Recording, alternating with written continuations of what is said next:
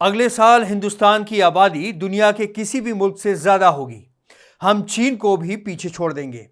लेकिन आबादी की जब बात आती है तो इसका इल्जाम मुसलमानों पर लगाया जाता है कि आबादी बढ़ाने में उनका बड़ा रोल है।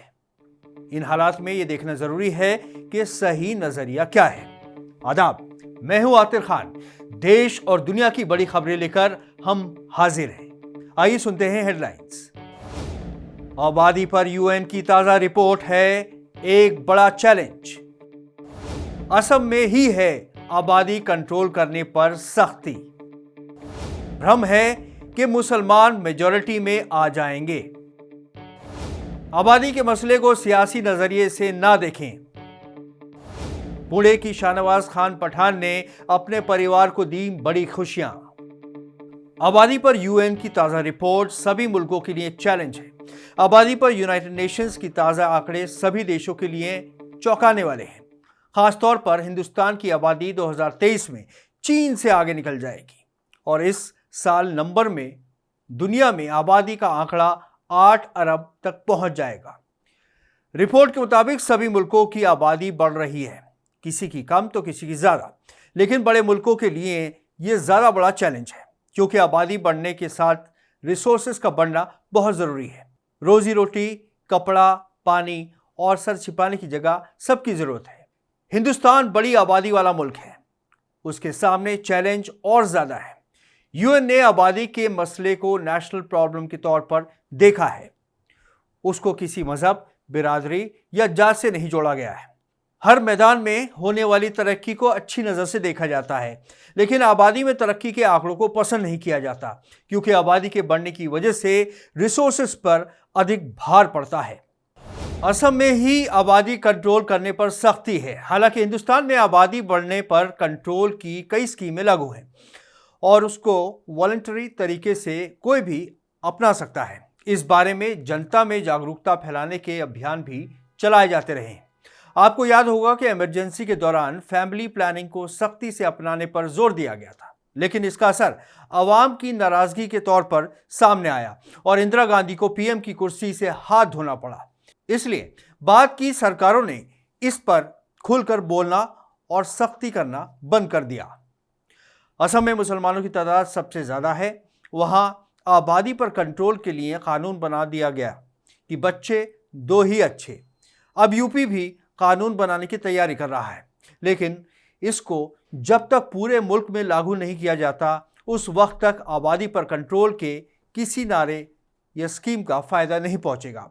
हालांकि आबादी पर कंट्रोल के लिए मुल्क भर में कई बार बहस छिड़ी, लेकिन उसका अब तक कोई नतीजा नहीं निकला।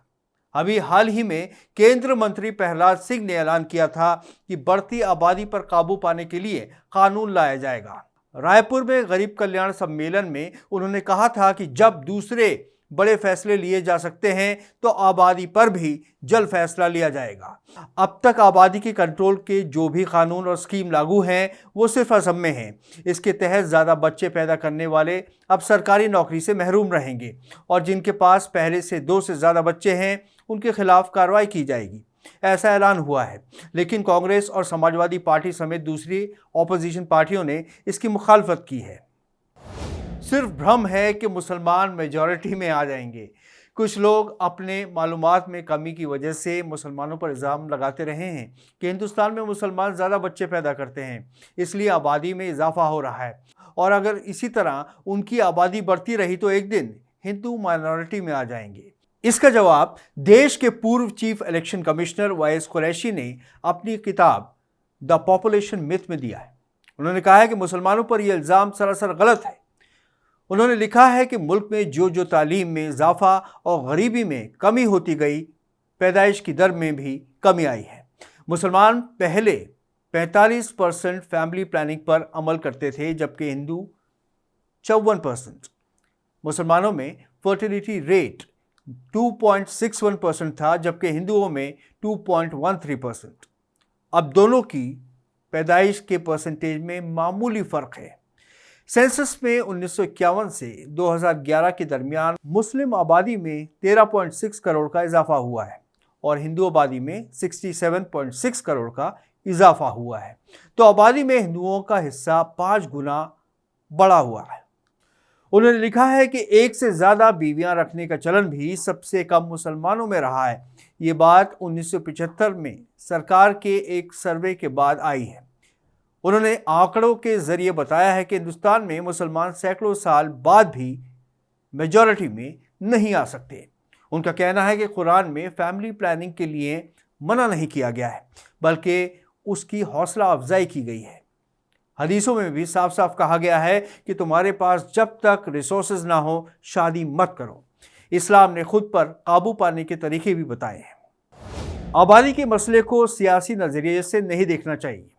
आज के इस बहुत ही अहम टॉपिक में हमने आपके सामने आबादी के बारे में यूएन की रिपोर्ट से लेकर एक्सपर्ट्स की राय पेश की, जिनमें कहीं भी आबादी में इजाफे को मजहबी मसला नहीं बताया गया है।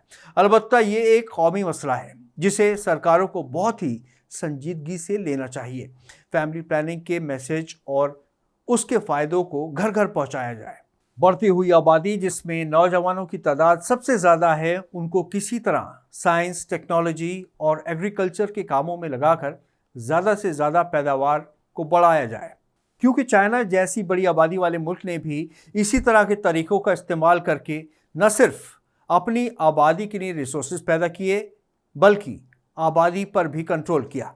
हम हिंदुस्तानियों को भी ये समझना चाहिए कि मज़हब हमारी निजी मामला है और बढ़ती आबादी राष्ट्र समस्या है। ऐसे हालात में सरकार की जिम्मेदारी बढ़ जाती है कि वो शहरों के साथ साथ गांवों पर भी तवज्जो दे, क्योंकि हमें दोनों फ्रंट्स पर काम करना होगा। एक तरफ आबादी पर कंट्रोल करना होगा और दूसरी तरफ तालीम और रोजगार के जरिए पैदा करने होंगे, तभी हम इस संगीन मसले पर काबू पा सकेंगे।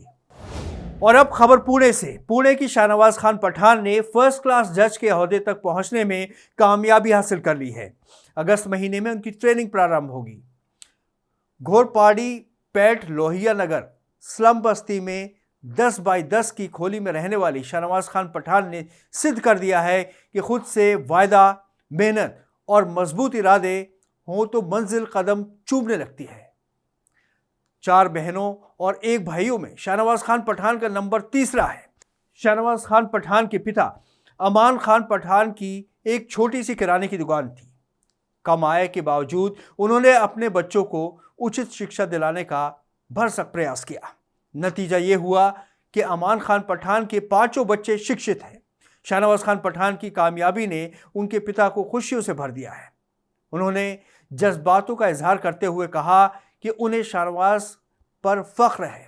शाहनवाज की मां सुग्रीबी पठान कहती हैं कि उनकी बेटी शुरू से ही पढ़ाई में अच्छी थी, उन्हें उससे बहुत उम्मीदें थीं और देखिए उसने कर दिखाया। बहुत खूब। हम पठान परिवार को बधाई देते हैं और उम्मीद करते हैं कि इस परिवार से सैकड़ों लोग प्रोत्साहित होंगे। इस हफ्ते इतना ही। अगले हफ्ते फिर हाजिर होंगे नई खबरों के साथ। आदाब।